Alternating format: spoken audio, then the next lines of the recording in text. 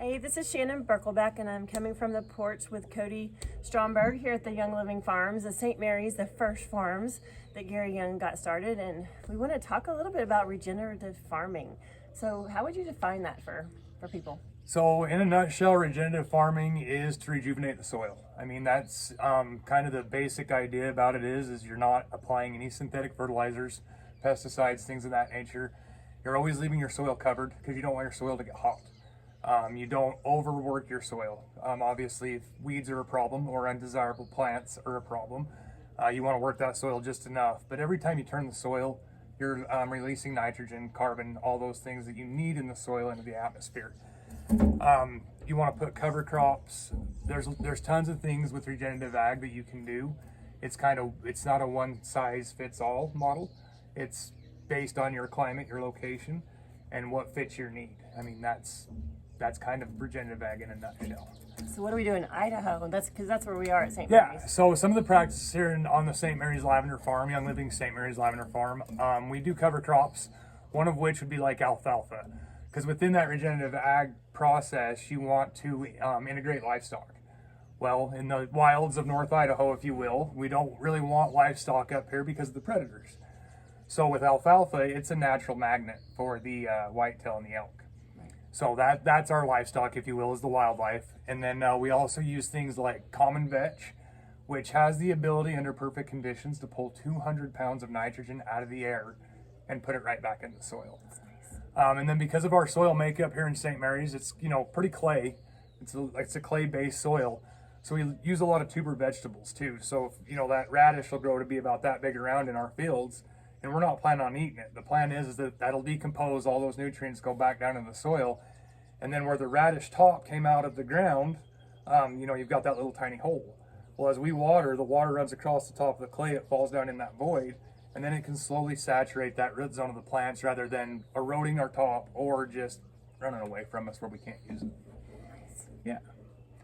Let's see, what other regenerative ag things do we do up here? We can talk about our fertilizer program. So we don't use any synthetics here at all. All of our weed control is done by hand. We do have one piece of machinery that comes from Italy that we just got in place this year. We've been using that. It works phenomenally so far. Excuse me. But for the fertilization program, we use chicken manure. It is treated because we don't want to just get some random chicken manure and then deal with whatever those chickens have dealt with in their life, right? It's under the organic standard. And then we use a fish emulsion with a blend of biology. So what the biology is, that's all those bugs, if you will, in the soil, all the good beneficial bugs. So they're water activated, it comes as a powder. We spray it on the fields with a boom sprayer, but something that we changed this year is that we started spraying the plants in the greenhouse with that microbiome. Because with the bugs, the beneficial bugs in the soil, if they have a living root all of the time, then they'll just transfer from plant to plant to plant. So if we spray them in the greenhouse, when we take our plants out of the greenhouse into the fields, that microbiology is going with it. So then as we spray our fields, and everything is just now becoming a symbiotic relationship of it already had it, but now it's getting a little bit more. And then the cover crops that are pulling the natural microbiology from our soil are also sharing with our greenhouse plants. So then they start talking to each other. So then there's this huge stream of communication lines going through our fields that plants are saying, hey, I've got this over here, what do you need? Well, I've got this, let's share it, right? That's kind of how that works. I love that. It's just efficient too. Yeah, and that's just man it. hours and love it. Yep. Any other questions? So I'm curious what else you do for root growth to encourage that here. Yeah, so if you've ever done anything in a nursery or in a greenhouse, you know that they get what's referred to as leggy. The plant wants to grow because it's trying to reach the light. So if you want your plant to be this tall in the fields, naturally, it's not going to do that in a greenhouse. She's going to grow up. So what we'll do in the greenhouse is when that happens, we'll go in with a hedge trimmer. And we will cut the tops of those plants off. And what that does is all the energy that was once going up now goes down. Because if we have a really good living root system in the greenhouse, that's going to be a viable essential oil plant for up to 15 to 20 years, depending on what happens in the fields, winters, things like that. Right. But the first 2 years of a plant's life on the St. Mary's farm, we really focus on that root growth. Because, I mean, a good foundation is going to lead into a good future. So why would we not do that for our plants? Right, exactly. And you were talking too about how that just affects, our food, affects Yeah. our chickens. It's Yeah. all interrelated Yeah, if so we don't get that roots. Direct correlation to soil health to everything else health, right? Like if we don't take care of our soil, we're not taking care of our atmosphere, we're not taking care of our animals, we're not taking care of our plants, and then therefore we're not taking care of ourselves. Exactly. Because essentially we're reaping the benefit of all of those things by living here and walking here.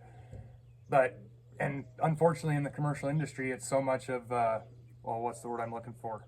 Convenience. It's right now. How do I get this to grow right now and be beautiful right now? Well, it's beautiful in its natural state too. And then that's what gets us to what we truly practice here on the St. Mary's farm, which would be biomimicry. How did Mother Nature, how did our Creator intend that to be, right? Right. So if we can do it the way that it was planned, originally planned, then it's not that much work. And I'm sure you've heard, being in the farming world, the ag industry, Mother Nature's a terrible business partner, right? Well, I disagree. I've been in the ag industry my entire life since I was just a little tiny puppy. And I've heard it. I disagree, because any business partner that you butt heads with every day is going to be a terrible business partner. If you can learn to work with her and adapt to her and try to have a little forethought to plan against, and I mean, the Farmer's Almanac's the go-to, right? It's never been wrong. So think out ahead and do those kind of things. I mean, it's kind of setting you up for success. So on those drought-ridden years, your plants they're ready, because you have those cover crops, you have the water retention in your soil, you have the soil health, so they have the nutrients they need to get through that time. Or if it's a wetter year, they know that they don't need all that water. They have the ability to shed it and not uptake it.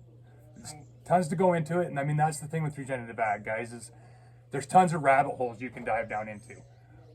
Find something that you know fits you, and then focus on that, study on that, and then that'll take you down another avenue.